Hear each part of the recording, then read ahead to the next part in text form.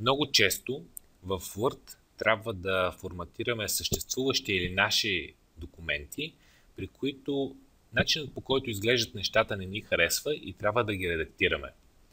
Тук на помощ идва тази иконка за показване на маркерите за параграфи. Например, както видяхме, ние имаме една корица, но имаме една празна страница. Аз искам да премахна тази празна страница, но тук може да има няколко проблема. За да анализирам положението, какво се случило, че има тук нещо, което прави нова страница и защо така се получава тази празна страница, най-адекватният и най-добрият начин да анализираме положението е просто когато кликнем на тази иконка и се покажат всичките маркери за параграфи. Когато кликнем на нея, се появяват всички тези символи. Спокойно, те няма да се разпечатат, но може, когато правим по-специфично форматиране, да ги включваме, за да видим всъщност какво е форматирането. Когато имаме този символ, означава, че имаме тук параграф, т.е. един нов ред. Може да разгледате документа и да видите, когато имаме продължаващ ред, нямаме никакви символи, той просто продължава, но когато свърши, имаме символа за край на този параграф.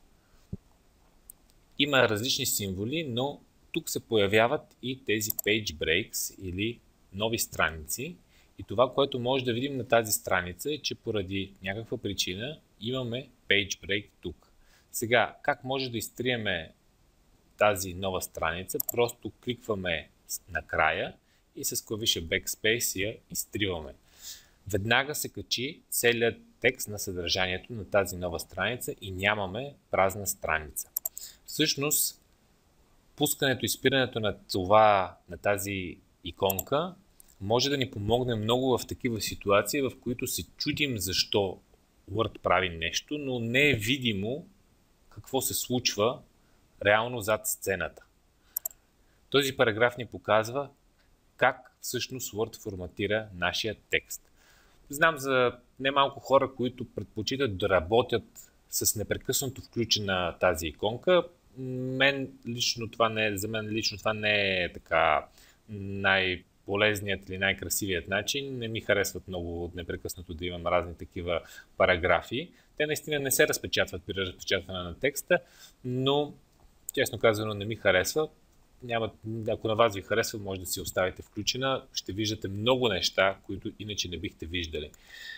Но това, за което аз го правя, е когато имам някакво форматиране и искам нещо по-специфично да форматирам, или пък Word показва нещата не както аз очаквам да се показват, кликването на тази иконка обикновено веднага ви насочва къде е проблема или какво се случва и защо форматирането е така, както изглежда на екрана. Така че това е едно изключително полезно нещо, един изключително полезен инструмент, който ви помага в форматиране. Тук направихме едно бързо форматиране само на нова страница, но реално ще използваме този инструмент из целия курс и ще видите много приложения на тази функция за работа в Word. Аз лично не мога да си представя работата в Word без да използвам този инструмент, така че това е нещо много важно.